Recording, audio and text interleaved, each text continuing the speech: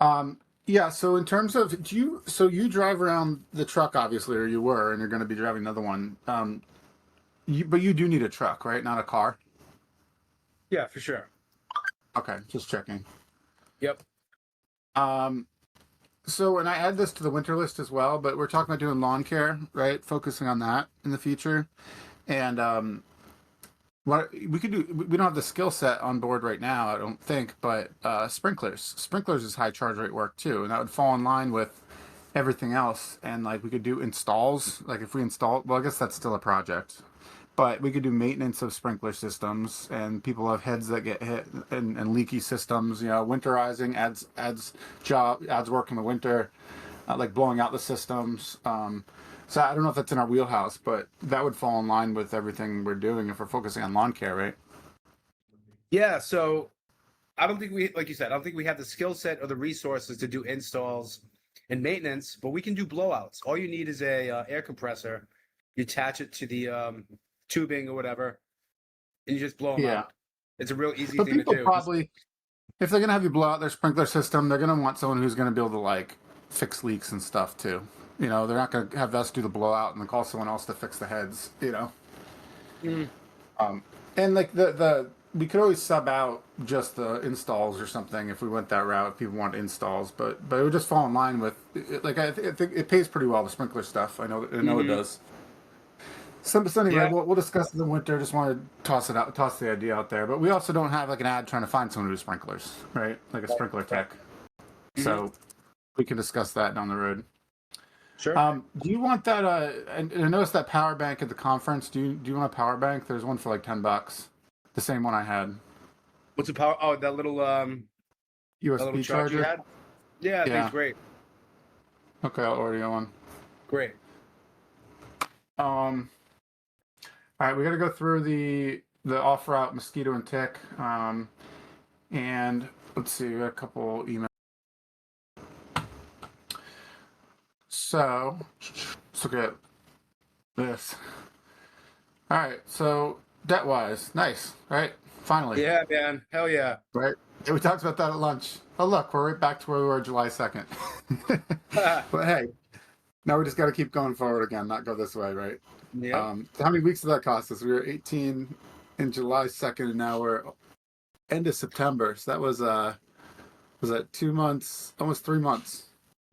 Right. Yeah, 3 months. Big hole right here, right? Hmm.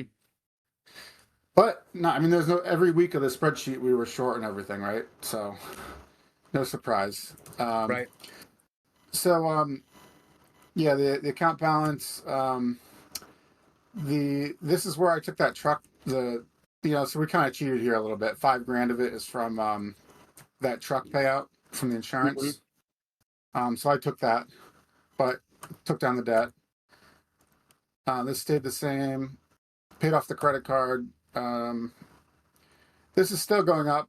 This is essentially, really this is our salaries built into there. And we'll build instead of having our salaries being like 80% 855, they'll just be 100% 855 next year. So this is really like just an unaccounted for overhead for 855, Hmm. because I haven't run the numbers, but I'm pretty sure the revenue we have coming in covers the expenses that we have for RBS because they're nominal. Deposits, we have it's still sitting in the account, so we're not borrowing from our job deposits. Low credit card balance here too. Nothing in the checking account, but that's good, right? It's Great, excellent. Very happy to see that. great, right? We'd love to see Yep. this go down to zero. That would be great, and then start going plus. And I mean, we still got time left to recover, right? And we do have some sort of recovery plan here. Is Amp been working in the field? Yeah, he's been doing minimal jobs, but it's something. And Mark, I saw the budget review with Sean, 67 hours per week for the guys, Mark and Ant to make up for the difference. So Anthony's probably going to be doing like 10, 15, 20 hours a week. And Mark has been working at least a day or two a week mowing lawns with Necky and or Randy. So we can probably squeeze like 20 to 30 hours a week out of them, which will close that gap significantly, but not where we want it. But it's something, right? Yeah, it appears that Ant still has some extra time if he's in the garage just staring at the computer with Mark. Hey, I remembered his name. Yeah, good job. Um, are we getting small engine stuff in, by the way? Because we're paying for ads for that still. We haven't had anything in probably a week or two. But we're getting stuff. Yep, here and there. We should evaluate, even though it's a small expense. I'll email Jonathan and see what we're paying for those ads. Because if we're paying, you know, $100 a month and we're getting one job, and we've got to make sure the numbers are making sense for what we're paying for ads and for how many clients we're getting in, right? Not just spinning our wheels. Right. Yeah. So yeah, I mean, we're so revenue wise, we've been taking chunks off, right? It's probably going to reflect here once we go through the month. 20 grand short, hours are short, charge rate's just about there. So, and 14 grand in the margin. So this 14 grand is every week is taken off of this, and that'll take it down quickly, right? Taking 14 grand off a week. So, like I said, just trying to stay positive here, and we're doing what we can.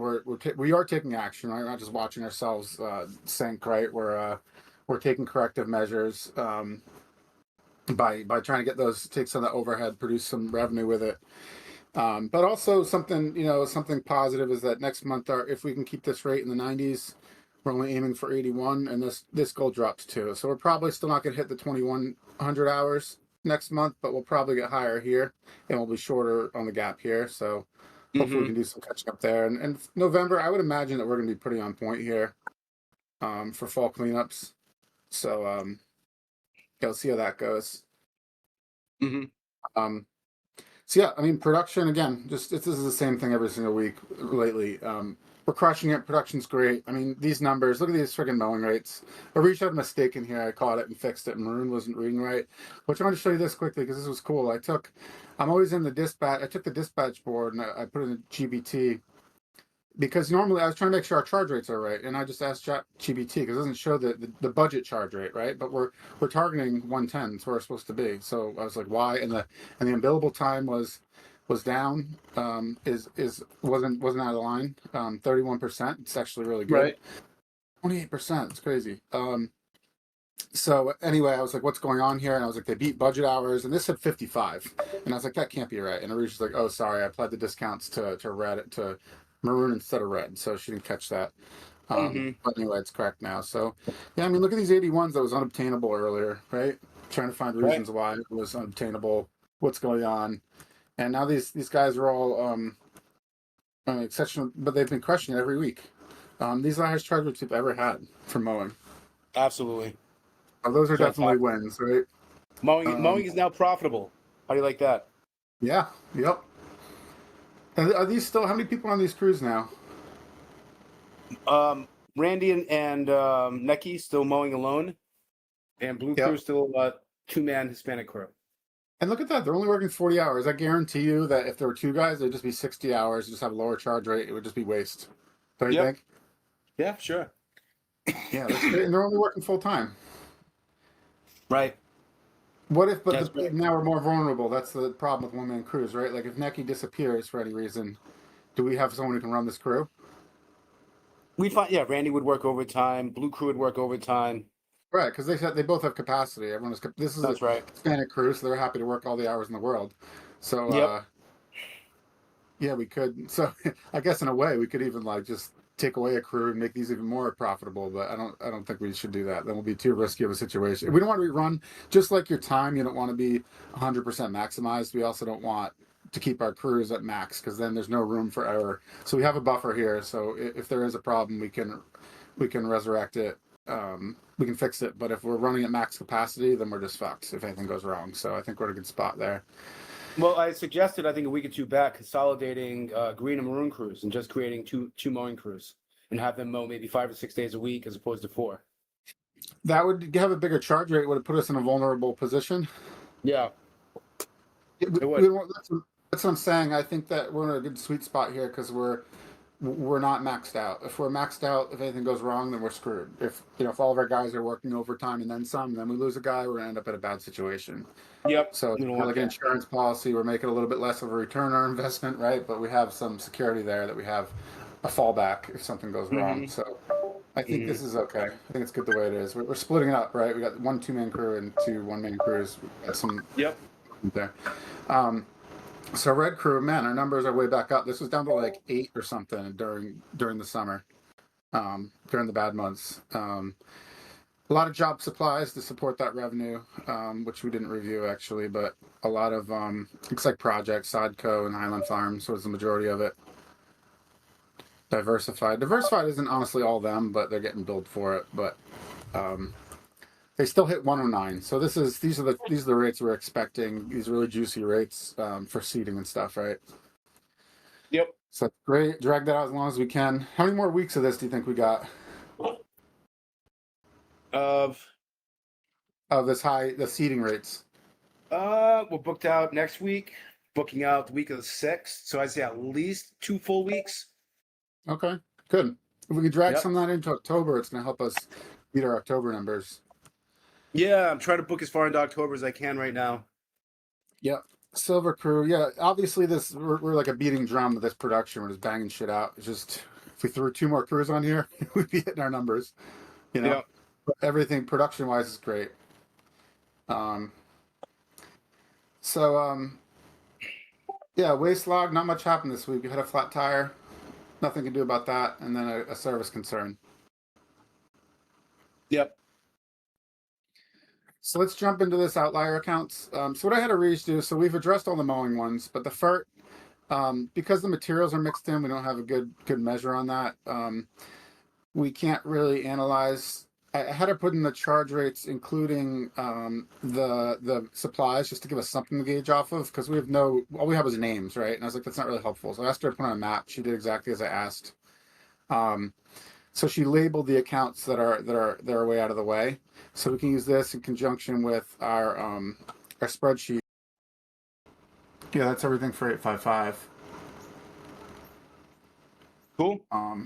Anything else on your end? Nope. All right. So we'll